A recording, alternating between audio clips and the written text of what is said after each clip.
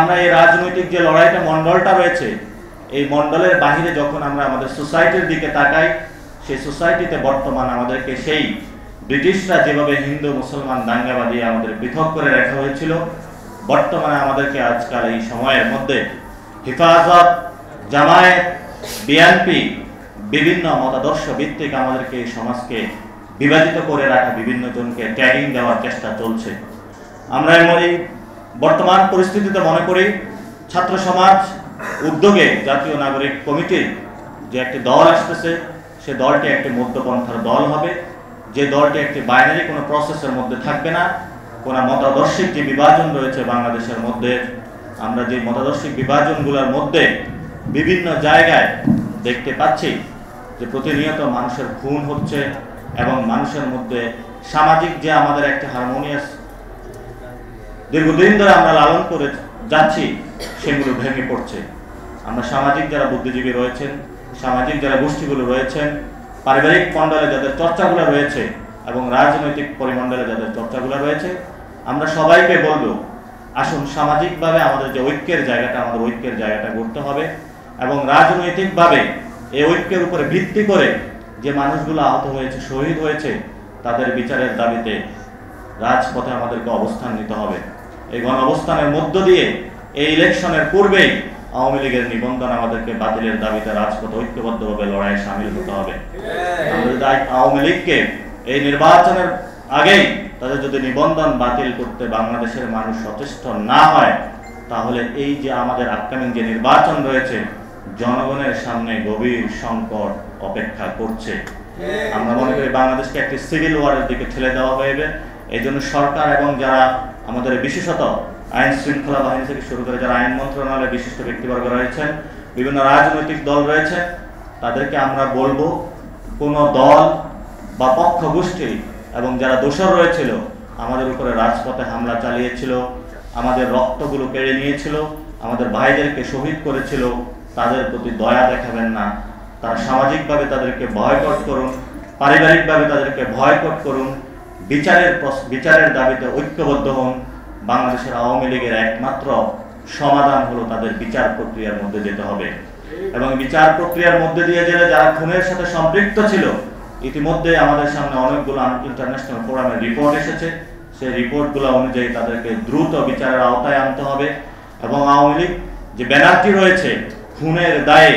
গণতান্ত্রিক প্রক্রিয়ায় তাদেরকে বাংলাদেশ সরকার যারা রয়েছেন তাদেরকে বলবো দ্রুত গতিতে তাদের নিবন্ধন বাতিল করুন। কারণ গণতান্ত্রিক প্রক্রিয়ার মধ্যে খুনি কোনো ব্যানার যদি থাকে, তাহলে আমরা মনে করি খুনি হাসিনার বিচার এবং আওয়ামী লীগের ব্যানার, এই দুইটি যদি আগামী নির্বাচনে আমরা সুরাহাভাবে সমাধান না করতে পারি, তাহলে আগামীর বাংলাদেশের যে মানুষগুলো শহীদ হয়ে আত্মত্যাগের মধ্য দিয়ে একটি গণতান্ত্রিক বাংলাদেশ চেয়েছিল, সেই গণতান্ত্রিক বাংলাদেশের ফেরার কোনো আমাদের পথ নেই। এই জন্য আমরা বাংলাদেশের যে রাজনৈতিক দলগুলো রয়েছেন, বড় দল, আজকের এই দিবসে দাঁড়িয়ে আমাদের সেই শপথ হোক যে আমরা আমাদের যে স্বৈরাচারী ভিত্তিমূলগুলো রয়েছে পারিবারিক সোসাইটিতে এবং আমাদের যে জিওপলিটিক্যাল স্ট্র্যাটেজিক জায়গাগুলো থেকে আমাদের বিভিন্ন ফরেন ইন্টারভেনশনগুলো, তাদেরও যে একটি স্বৈরাচার বৃত্তি মনোবৃত্তি আমাদের উপরে প্রতি মগজে মনে না আমাদের কালচারাল জায়গা থেকে আমাদের উপরে চেপে বসেছে, যদি আমরা এগুলো প্রতিহত করতে না পারি, তাহলে আমরা মনে করি বাংলাদেশের যে স্বাধীনতার মুক্তি সংগ্রাম আমাদের শুরু করেছিলাম, সে 1947 সালে 1941 সালের লড়াই, 90-এর লড়াই, 24-এর এই লড়াইয়ের মধ্য দিয়ে যদি আমরা আমাদের কাঙ্ক্ষিত স্থানে পৌঁছতে না পারি, তাহলে এই লড়াইটা ব্যর্থ হবে মনে করি। এজন্য আমরা সকল রাজনৈতিক দল, সরকার সবাইকে আহ্বান জানাবো, আগামীকালকে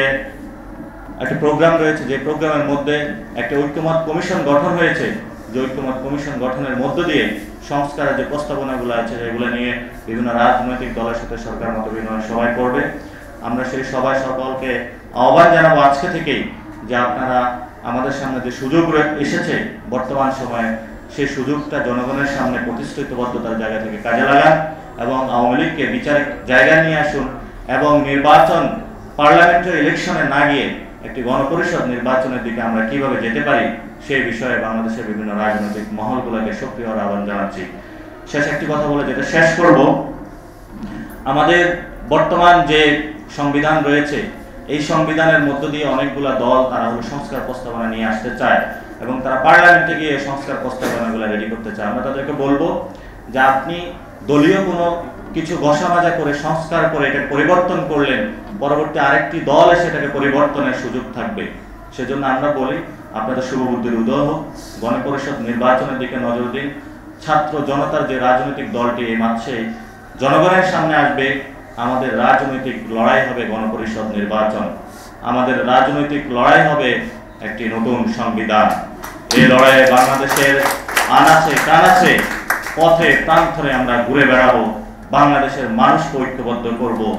জনতা যেভাবে 24-এ জেগে উঠেছে, রাজপথে প্রান্তরে গ্রামে অঞ্চলে স্কুল কলেজ বিশ্ববিদ্যালয়ে জনতার সাথে আবার আমাদের দেখা হবে। আমাদের সামনে আসবে একটি নতুন সংবিধান, যে সংবিধান আমরা আগামী গণপরিষদের মধ্য দিয়ে পাবো। সে আশা ব্যক্ত করে আমি আমার কথা শেষ করছি। ধন্যবাদ সকলকে।